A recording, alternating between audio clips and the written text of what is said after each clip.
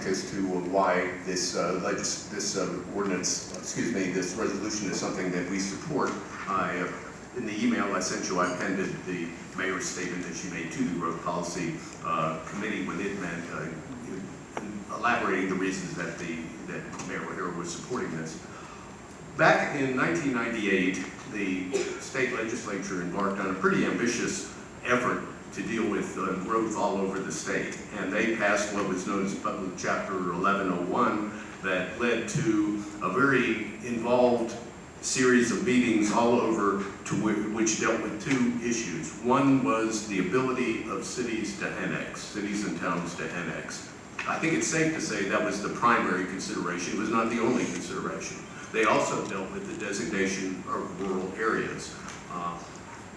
City of Knoxville, Farragut, Knox County had representatives to an original committee trying to hammer out two things. The first was what was called the urban growth boundary. And within the urban growth boundary, cities can annex by ordinance. You may say, what's that? Well, that's something we don't do anymore because it's subsequently been ruled moot basically by state legislation. The second was to define the areas that were rural in designation and set the building standards and the development standards within that area. I was in my previous professional life in position to observe all this very closely. And I think it's safe to say that the city of Knoxville was heavily engaged with Knox County on where that urban growth boundary would be, and it involved a very complex set of negotiations. The discussions about where the rural boundary would be was mostly held among the constituents outside the city, and there was healthy discussion, and I think the arrival of that boundary certainly made an awful lot of sense in the year 2000.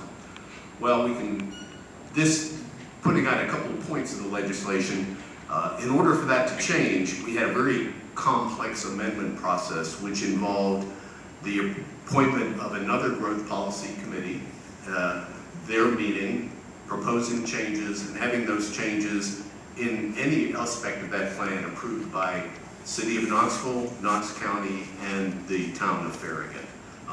Partially for that reason, we haven't had any amendment, any convening of that committee between the years 2000 and almost the end of 2019, and I think that largely speaks to the point that this is very difficult to amend. Mayor Jacobs, earlier this year, convened the Growth Policy Committee at the request of the County Commission to revisit the rural areas. Let's say the urban boundary part is irrelevant now. That it doesn't matter. It has no significance. That committee met and considered an amendment that was proposed by Mayor Jacobs, which basically would remove the rural designation, that part of the rural designation that required all land use changes that were made to go before all three bodies. For any change that was going to happen far outside the city limits of the city of Knoxville still would have to be voted on by Knoxville City Council, and for that matter by the town of Farragut. The Growth Policy Committee voted in favor, overwhelmingly, unanimously in fact, in favor of that amendment, and now it is headed toward the three bodies that have to approve it. Knox County Commission has approved it in the last couple months, and County of Farragut's going to consider it later, and it's before you tonight. So why do we support this? I think obviously a lot of folks have raised some very meaningful questions that we need to address about it. One, the process that we have amounts to a state mandate, state overlay over the land use process. We have argued against state preemption on all kinds of areas where our argument is let the effective body with responsibility for that area make the decisions. In this case, we have a process where we have the city of Knoxville and the town of Farragut involved making decisions about areas outside their border. Another reason we support it is the existing land use regulations stay in place. This is not now open season with development wide open. The existing limits within the work that were established within the rural boundaries do remain in place. They would have to be changed, and the appropriate position for that would be through a development of a sector plan and consideration under normal order, as you might say, by the Knox County Commission, and through the Knox County planning. And that process would have to be engaged before any land use could be changed from its present status. We also support this because this is, we think, a very important as a matter of principle beyond just the preemption, that is a sort of a democratic theory preemption of whether one makes decisions about areas where they don't have any constituents, which would be the case here. And it also shows a basic respect for the political process to be engaged in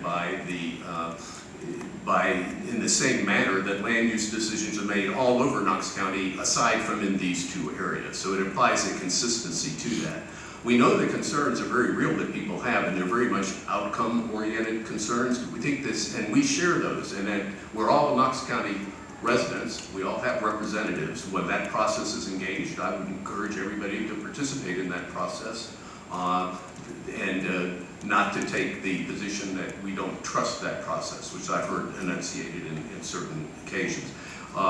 We've heard it suggested, and I think there's a good case that's made that we want to address, that we should just delay this until there's a sector plan, and then see whether that sector plan meets basically the city's approval. I think a better route, and I'm going to turn this over to Gerald Green here in a moment, is to say that to move away from the city having basically a veto over what's Knox County business into participating in that plan, which, as Mr. Green will tell you, that he wants that sector plan should involve the city and the county as it's prepared.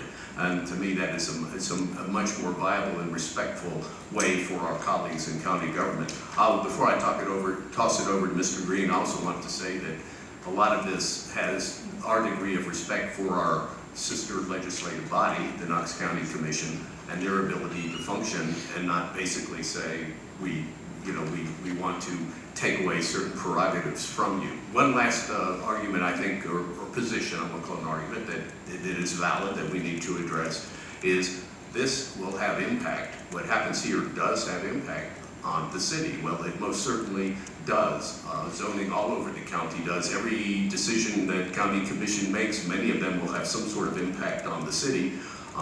Virtually every decision we make has impact on people who live outside the city as well. By that criteria, we would be hamstrung, and both bodies would be pretty hamstrung in getting approval of the sister body. The land use is, in all other areas, land use is a function of and a responsibility of, outside the city's responsibility, of the Knox County Commission, and we think we should respect that and participate toward the same goals that we share, which is we want to minimize sprawl. Everything we stood for in the city, we would hope that is represented in this plan, and I think we should be active in pursuing that. I think we share the same outcome concerns that many of the people who expressed concerns to you. It's just a matter of how we get there and what's the appropriate role.